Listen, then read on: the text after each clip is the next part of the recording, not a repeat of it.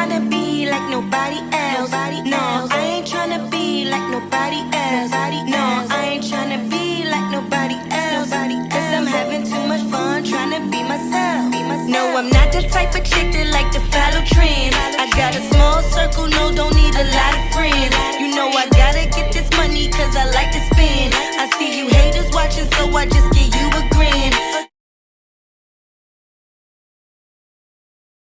How you guys doing? It's your girl Lana, and I'm back with another episode of Just Here to Vent, y'all. First of all, I'm still pressed. I'm still on my little high horse from having my little 100 subscribers. Yes, it might be nothing to y'all, but it's big. It's talking big shit to me. You hear me? Okay?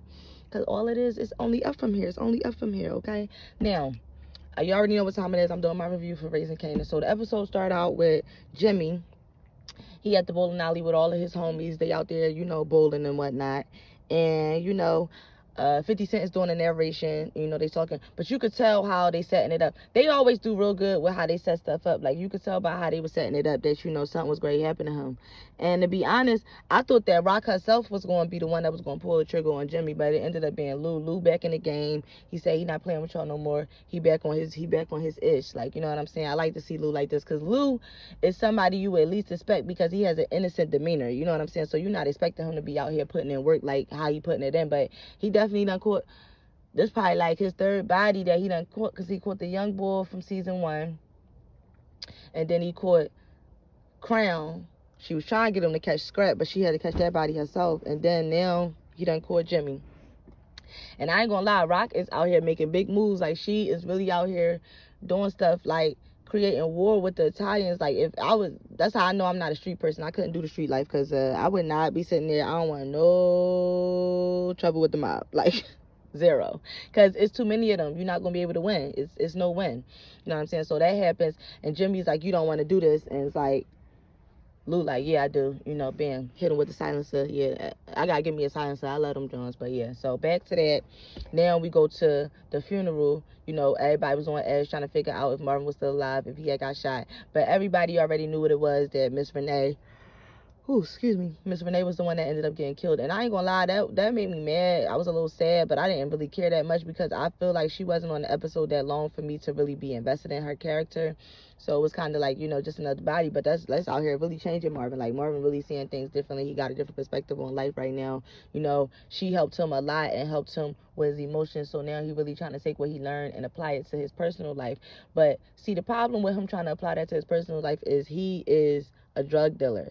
He is a murderer. It's going to be kind of hard to be sitting here trying to be nice while you out here slinging crack and you out here killing people. I'm trying to figure out the correlation. It's like those two don't walk together, and they're not going to be able to be in agreement with one another. So I don't even know why he's sitting here playing himself. Like, it's crazy. So, all right, bam.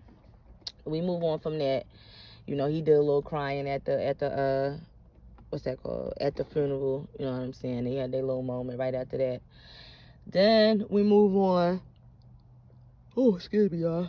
Oh, the way these Jones is coming from. Then we move on. So after that happened, Rock is sitting here. Jimmy is sitting here talking to his people, like basically saying like, no, we can't just let this slide. You know, she done took a shot at Jimmy. They saying, you know, they the old school mafia. Like, you know, this can't go unanswered. Something got to happen. And Sal is just basically saying, no, it's not going to go unanswered. But at the same time, I need to see exactly what she coming with. I need to see how she moving, because I'm not making a move until I'm able to make sure that I can infiltrate in a way in which that I'm going to basically be the one that's on top, laying up on top at the end of it all. So he's like, he going to hit up Unique, basically thinking that he going to get Unique to infiltrate the situation. Now we move on to Kanan. Kanan is out here with his pop, you know, Detective Howard, and they at a mosque, and you know, his dad trying to get back into his Muslim stuff. They have a little conversation outside of the temple, and, you know, Howard is basically trying to play it cool, because even though he got his feelings about Rock, he's still not trying to force Kanan to go against his mom. He feel like it's not his place, and really it's not. You know what I'm saying? He just now getting into his life. Kanan already 16. He wasn't there for him, and it's not like he didn't want to be. It was just like Rock didn't let him know that that was his son. You know, and I think that was one of the questions that Kanan asked Detective Howard, but Detective Howard didn't want to answer it. He was just saying, like, basically, these are stuff you're going to have to get from your mom. I'm not going to step on her toes, basically. So, you know, Kanan getting mad because he feeling like, you know, he young. He in his feelings. He immature about the situation, so he's not thinking about it from a grown-up adult perspective, basically. So they had that little conversation. Then we sit there, we move on, and we go back to Rock. She out here, who is she talking to? She out there talking to Cartier. Cartier still doing his thug thizzle, basically making it seem like he the man with the plan, 50 grand. And then Lou is in the studio. They working on another song. Cartier is in there basically making his presence known. Now, Famous, y'all already know he a bum. He ain't got no job, and he not going to school. You know, his mom kicked him out, so he owed back rent. And the same guy that Crown got to get him to get the place, he basically is basically saying, like, you know, you got to pay. He tried to get on a payment plan, but, you know, the guy said you got to pay to get on a payment plan, so he can't help him out. He trying to see if he can get him some new studio time. So he pulls up on Lou at the studio, and Lou is like, Cartier is basically shutting it down. He's basically trying to tell him, like, he basically overstepping Lou, and Lou just saying to him, like, what happened to you being a silent partner? Basically saying, like, why you overstepping me right now? You're not even supposed to be. You already trying to run stuff. It's like Cartier think that he gonna bully his way through everything. You could tell that's the type of person that he is. Like, he uses his big size, you know, his demeanor to be intimidating. So he thought that was gonna fly with Lou. But Lou, you know, he just sitting back. He plotting and he planning, as y'all gonna see later on in the episode. So, and we gonna get to that. So Lou was kind of like now starting to feel like, you know, that I done made a deal with the devil. Like, you know, this probably not gonna work out with me and Cartier, whatever, Cartier, however you say his name. And that's it. But he said that Cartier basically made Famous leave, saying, like, he not gonna help them. He need to figure out a way to go out there and get it himself. Now, Famous and Kanan is talking to each other about, you know, Kanan is, like, offering to give Famous, like, $200 towards his rent. And Famous is like, I appreciate it, but he basically saying, like, I owe way more than that. Like, I need more than that. But my thing with Famous is, he not even trying to put in no work. He not trying to do nothing. He just looking for handouts, like Cartier say. So Cartier was right about that. I'll say that. It's like, Famous, you just looking for handouts.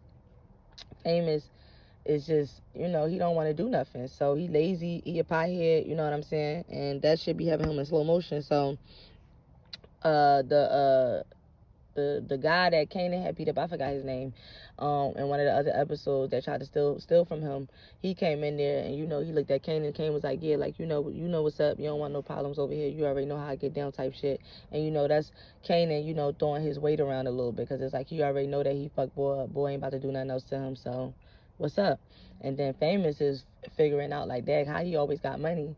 It's like they out here hustling. And then Kanan was like, when you shiesty and you a grimy person like the boy, you gonna always have money, you know.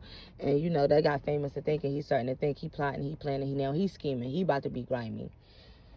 We move on from that. Now we back to Detective Burke. She's irking my spirit, my soul, my mind, my heart. And they ended up catching up to Sam, y'all know, the crackhead, and he was peeing outside. And, you know, the cops rolled up on him. You know, they got him for indecent exposure and probably withholding. I'm sure he had some drugs on him at the time.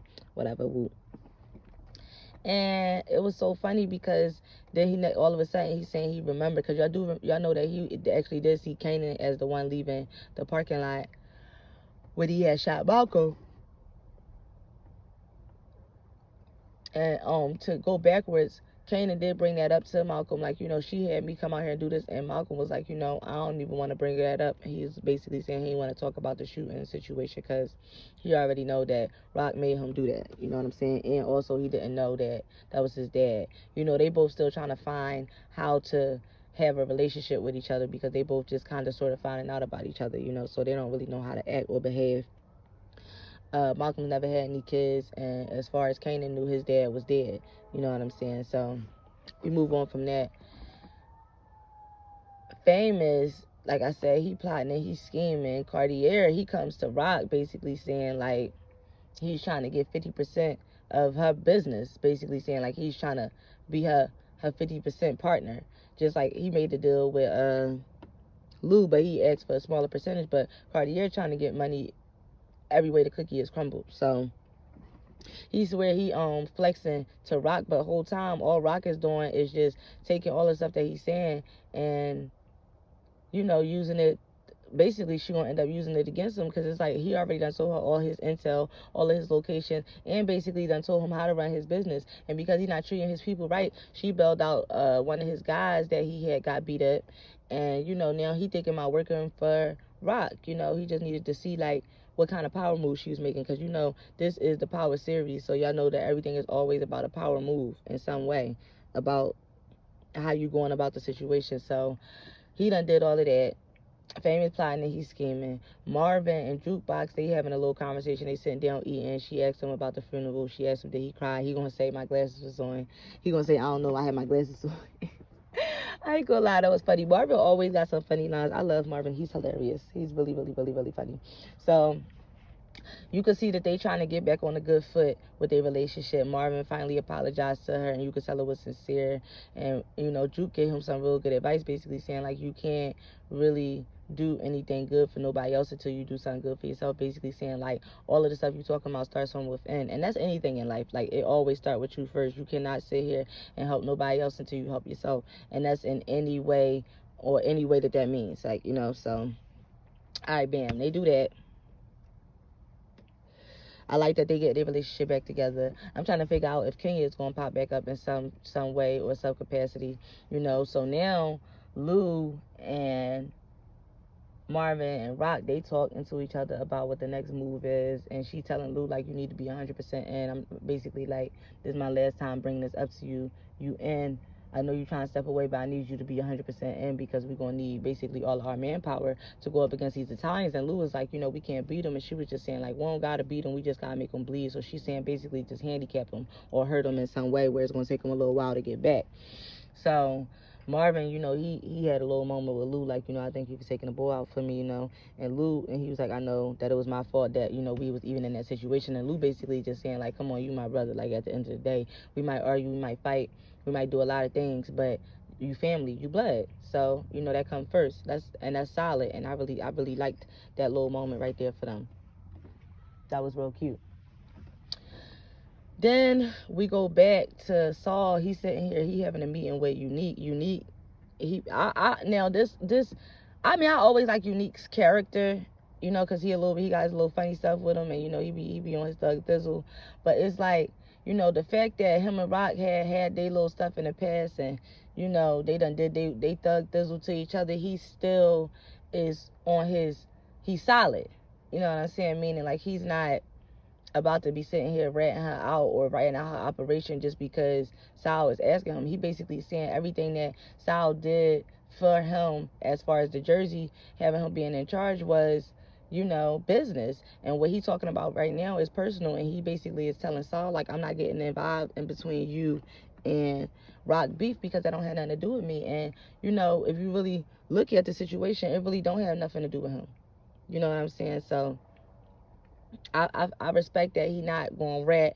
I respect that. And that's even, and he put his life in jeopardy. And you know what he just did to Rock to try to protect his family, you know, and his child. So it's like, I do really, really respect Unique for that, because it's like, damn, he could have easily ratted out. That could have been his way to get back at Rock. You know what I'm saying? But like he said, that don't have nothing to do with him. Like, he ain't got no dog in this fight. But now it's like, Sal, you know, them Italians, they take everything as disrespect. Just you saying no to them in their eyes is disrespect in some way, which is stupid. But it's like, that's how they roll. Y'all know how they roll. So Unique, you know, now he feeling like, you know, he got a target on his back. Now, if you see the previews of next week episode, you know, he's sitting there basically telling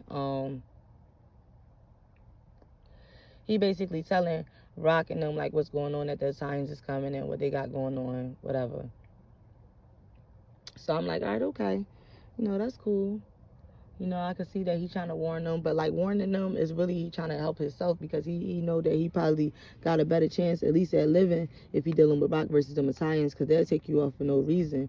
And when Marco Band did, and that was his only real connection to Saul, I mean, Saul don't really need Unique, especially if he not going to give up the intel on Rock. So it's like, he already in a dangerous spot, so he probably trying to deal with Rock, and like, it should probably spare his life before Saul would. So that's what it seemed like to me. So then we get back to stupid ass Famous. Famous is starting to piss me off. Oh wait, before we get to Famous, let's get to my least favorite character on the show, Detective Burt. She already is in the world of shit. Now, come to find out, Juke comes to Nicole dad's house, and they having a meeting with the guy from Internal Affairs, and he basically trying to get Juke to say that she know that Detective Burt was responsible for giving Nicole the drugs, because they basically is trying to get her, like, you know, fired or something, like something happened to her, because, you know, and now that we see that Detective Howard was there at the house, now they basically is saying, we connecting the dots, that he was the one that told Nicole's dad this information about Detective Burke because he's trying to get her off the scent of working this case. He's just trying to get her out of here.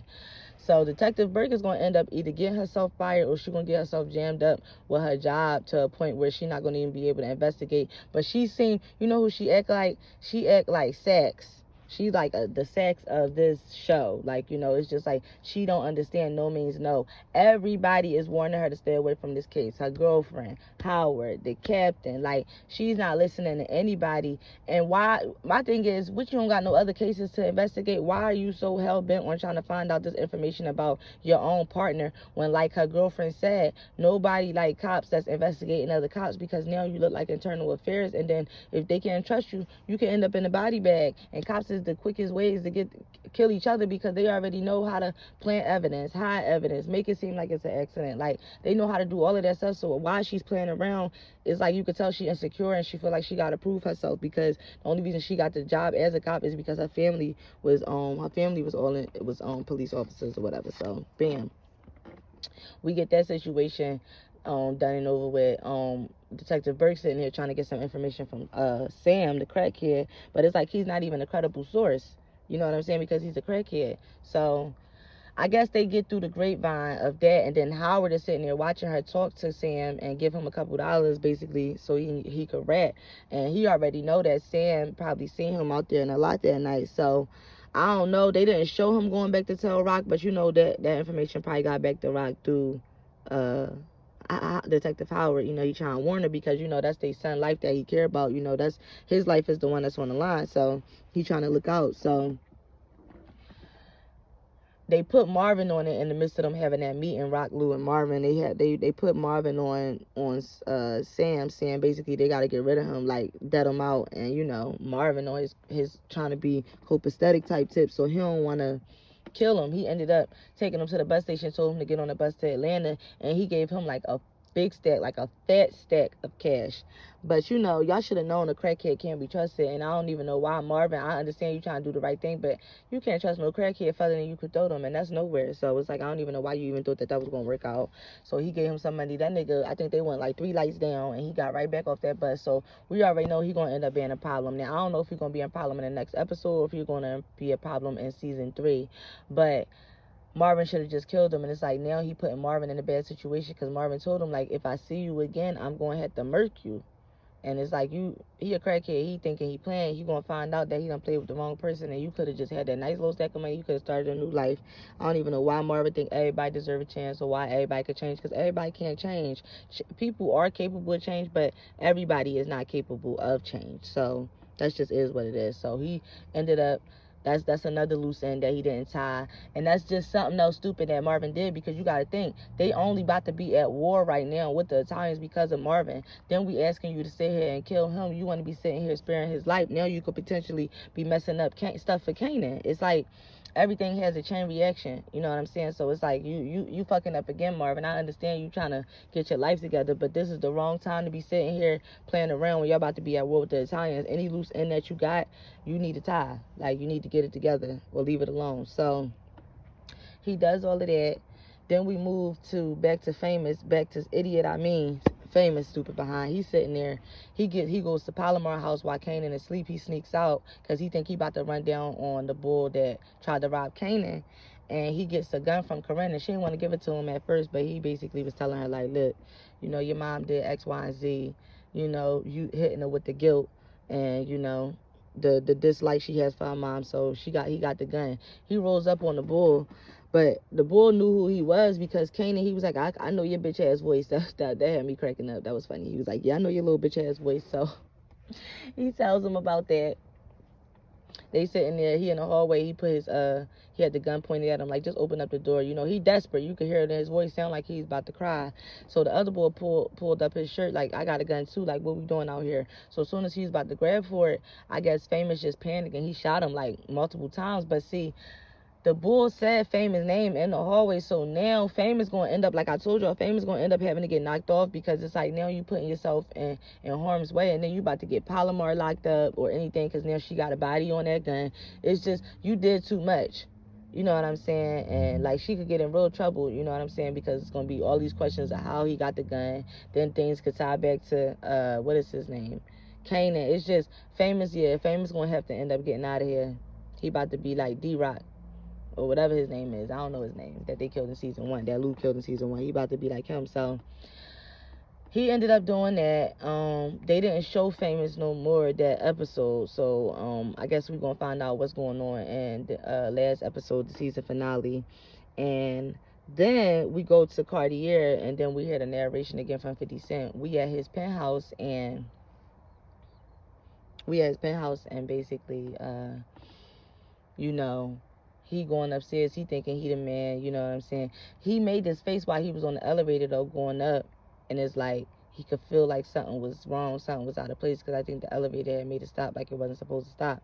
And he going up to the penthouse, you know what I'm saying? He thinking he comfortable because, you know, he on top of the world. He think he about to get 50% of the business from Rock. He think he's sitting here trying to squeeze the money from Lou with the studio. Like, he just think that he can't be touched or whatever, not even realizing that you playing a street game. The street game is dirty. It's every man, boy, girl for himself. So nothing is going to, like, you're not never safe out here. So you always got to keep your foot on the gas. You can't never hit stop. You know what I'm saying? He, like I said, he got comfortable. He thought shit was sweet. So once he gets to the floor, it's Lou and Rock sitting there waiting. So, you know, they paid the guy at the door to let them know when he was coming upstairs or whatever. So, you know, Rock, all you gotta do is throw a couple dollars at people, and you know they don't care. They with all of the shit. So he's just sitting there like, you know, y'all don't even trust each other. And she was like, I think she said like, so what, or something like, we family. Like, at the end of the day, did you really think that you was gonna be able to play brother and sister against each other? They blood. I tell people, I said that in one of my other videos, not necessarily talking about this, but it's like, do you really think you about to sit there and talk about somebody else's family and you the outsider? Whether they call you family or y'all think y'all close or whatever type of relationship y'all think y'all got, family gonna always come first. And I feel that same way. Like, yeah, I might talk shit about my family, but you can't.